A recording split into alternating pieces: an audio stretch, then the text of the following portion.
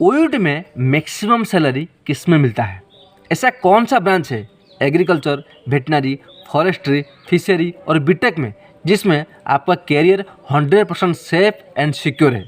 अगर आप OUT UG 2026 को लेकर एक भी परसेंट सीरियस हो और आप चाहते हो at any how at any condition मुझे इस बार सिलेक्शन पाना ही पाना है, इस वीडियो को ध्यान से एंड तक ही देखना, क्योंकि मैं जो भी बताऊंगा ना based on my 6 year experience. Hello friends, मेरा नाम है गौतम और आप सभी को स्वागत है हमारे यूट्यूब चैनल में, जहां पर होता है सिर्फ और सिर्फ टू द पॉइंट बातें और कुछ बोकस बातें नहीं। तो बहुत सारे स्टूडेंट का यही डाउट था कि सर ओयूटी में कैरियर क्या है, यानी कि ओयूटी में सैलरी कितना मिलता है और ओयूटी में बेस्ट ब्रांच क्या है, एग्रीकल्चर, वेटनरी, फॉरेस्ट्री, फिशरी या फिर बीटेक, किस में आपको मैक्सिमम सैलरी देखने को मिलता है, जो बताऊंगा based on my practical experience.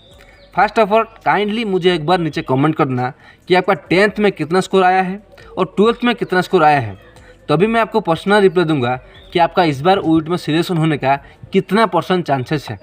Okay, और उसके बाद भी अगर आपको नोट्स, गाइडेंस या फिर PDF चाहिए और आप चाहते हो कम टाइम में मुझे सिलेक्शन पाना है ओयूटी यूजी में 2026 में एक सीट कंफर्म करना है, तो नीचे डिस्क्रिप्शन में मैं मेरा नंबर दे दूँगा, वो नंबर मुझे कॉल करके आप नोट्स, PDF या फिर गाइडेंस ले सकते हो। उसके साथ आप टेलीग्राम लिंक जो नीचे दिया है वहाँ पर आप ज्वाइन कर सकते हो, क्योंकि वहाँ पर सिर्फ और सिर्फ ओयूटी में जो भी सीरियस स्टूडेंट है वहाँ पे ज्वाइन हुए हैं और वहाँ पे PDF और नोट्स बहुत सारे फैसिलिटीज़ मिलता है। अब आते हैं पॉइंट पर, ओयूटी में सैलरी रिलेटेड जितने भी डाउट्स है A to Z।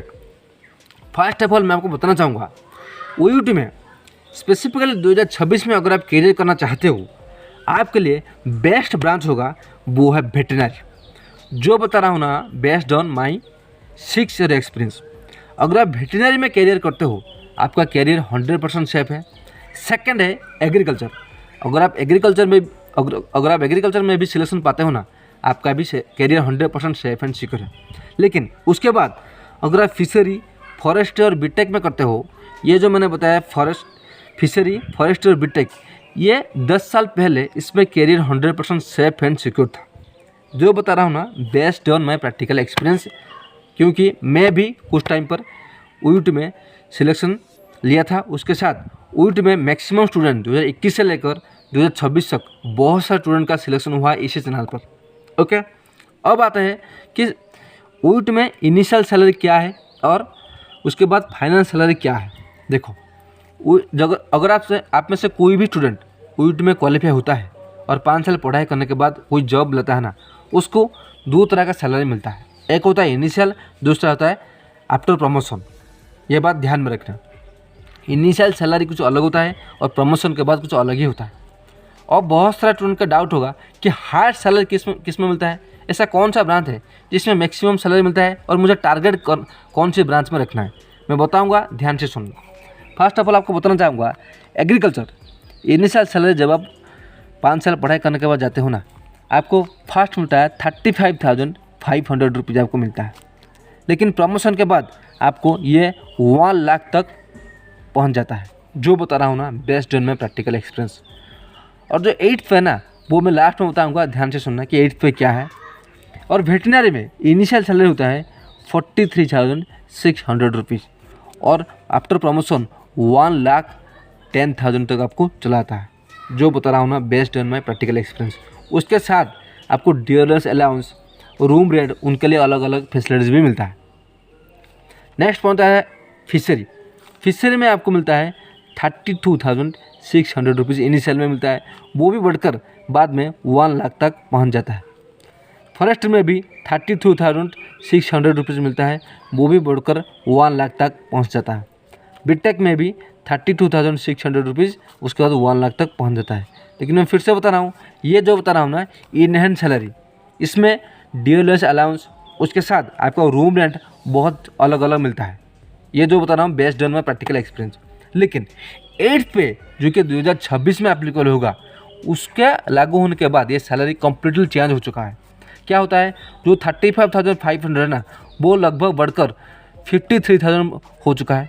उसी तरह से वेटनरी में जो 43,000 है ना, वो लगभग 63,000 के आसपास या फिर 73 के आसपास बढ़कर हो चुका है। फिशरी में भी जो 32,600 दिखा है ना, वो लगभग 42,000 समथिंग हो चुका है। फॉरेस्ट्री में भी 32,600 में बढ़कर भी 42,000 प्लस हो चुका है। बीटेक में 32,600 लेकर 42,000 प्लस हो चुका है। यानी कि 8th पे लागू होने के बाद, जो कि अभी तक उड़ीसा में एप्लीकेबल नहीं हुआ है, जब भी लागू होगा ना, आपका इनहेरेंट सैलरी इतना बढ़ के ऑटोमेटिक हो ही जाएगा।